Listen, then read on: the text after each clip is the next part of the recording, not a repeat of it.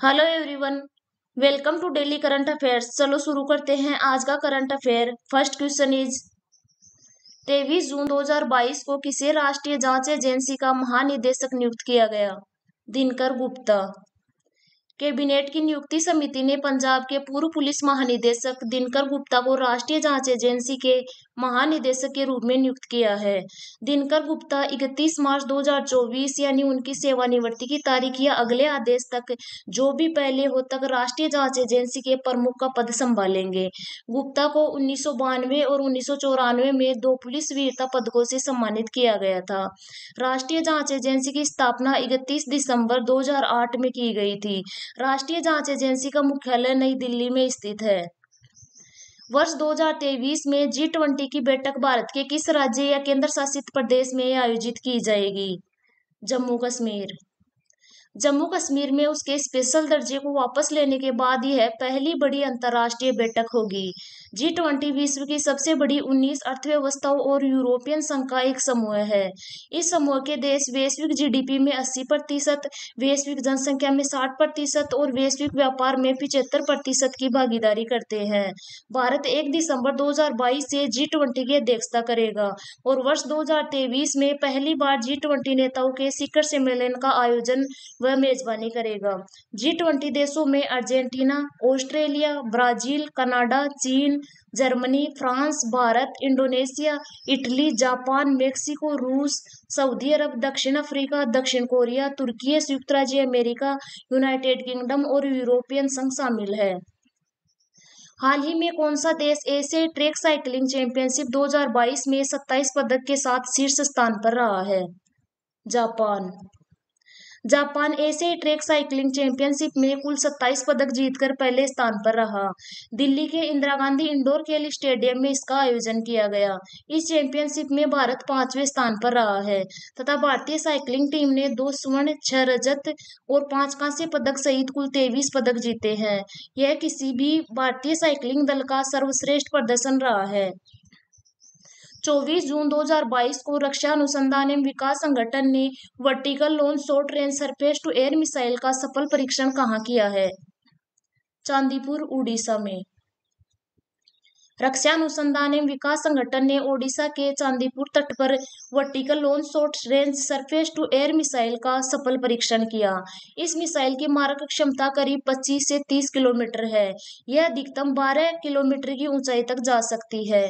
इस हथियार प्रणाली के शुरू होने से हवाई खतरों के खिलाफ भारतीय नौसेना के जहाजों को सुरक्षित रखा जा सकेगा।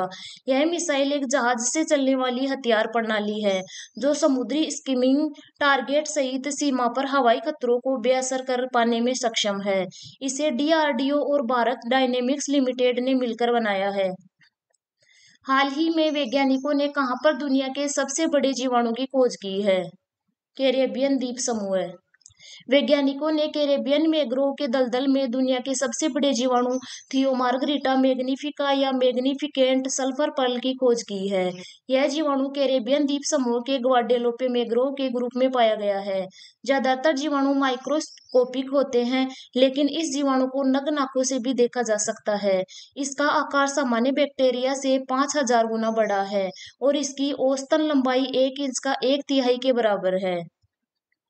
हाल ही में चर्चा में रही मुख्यमंत्री बाल गोपाल योजना का संबंध किस राज्य से है? राजस्थान।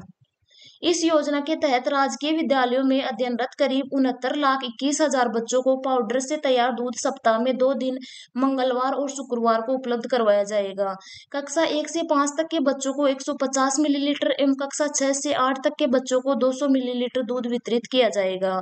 इस योजना की घोषणा मुख्यमंत्री अशोक गहलोत के द्वारा वित्तीय वर्ष 2022-23 के राज्य बजट में की गई थी।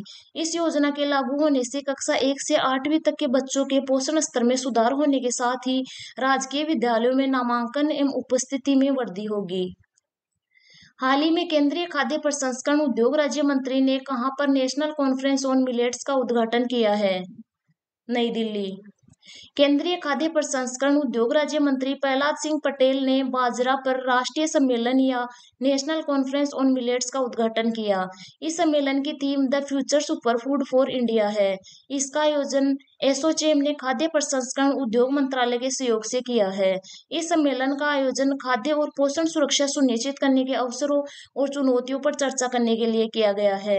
भारत विश्व में बाजरा का 5वां सबसे बड़ा निर्यातक है। वर्ष 2023 बाजरा का अंतर्राष्ट्रीय वर्ष होगा, जो खाद्य विकल्पों में मूल्य सर्जन और टिकाऊ उत्पादों को बढ़ावा देगा।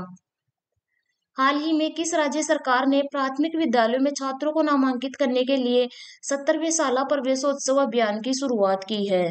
गुजरात। गुजरात में मुख्यमंत्री भूपेंद्र पटेल ने राज्य के प्राथमिक विद्यालयों में छात्रों को नामांकित करने के लिए 70वें शाला प्रवेशोत्सव अभियान की शुरुआत की है। यह 3 दिवसीय नामांकन अभियान बनासकांठा जिले के वडगाम तालुका के मेमादपुर प्राथमिक विद्यालय से शुरू हुआ। बच्चों के बड़े पैमाने पर नामांकन अभियान के बाद छात्रों की ड्रॉप आउट दर में कमी आई है। यह ड्रॉप आउट दर 2002 में 37.22% से घटकर मात्र 3.07% रह गई है। हाल ही में पूरी तरह से हाइड्रो और सौर ऊर्जा से चलने वाला भारत का पहला हवाई अड्डा कौन सा बना है? इंदिरा गांधी अंतर्राष्ट्रीय हवाई अड्डा, नई दिल्ली। दिल्ली हवाई अड्डा या इंदिरा गांधी अंतर्राष्ट्रीय हवाई अड्डा पूरी तरह से जल और सौर ऊर्जा से चलने वाला देश का पहला हवाई अड्डा बन गया है। यह कदम साल 2030 तक net zero carbon emission airport के लक्ष्य को हासिल करने के हवाई अड्डे के लक्ष्य का हिस्सा है। इस हवाई अड्डे की बिजली की आवश्यकता का लगभग 6% सौर ऊर्जा संयंत्रों से तथा कुल मांग का 94% जल विद्युत संयंत्र से नवीकरणीय ऊर्जा के माध्यम से पूरा किया जा रहा है। हाल ही में किसे सुप्रीम कोर्ट द्वारा नियुक्त प्रशासकों की समिति की सहायता के लिए सलाहकार समिति का अध्यक्ष नामित किया है? रंजीत बजाज। रंजीत बजाज को सुप्रीम कोर्ट द्वारा नियुक्त प्रशासकों की समिति की सहायता के लिए सलाहकार समिति का अध्यक्ष नामित किया गया है, जो अखिल भारतीय फुटबॉल महासंघ के दिन प्रतिदिन के मामलों को चला रही है।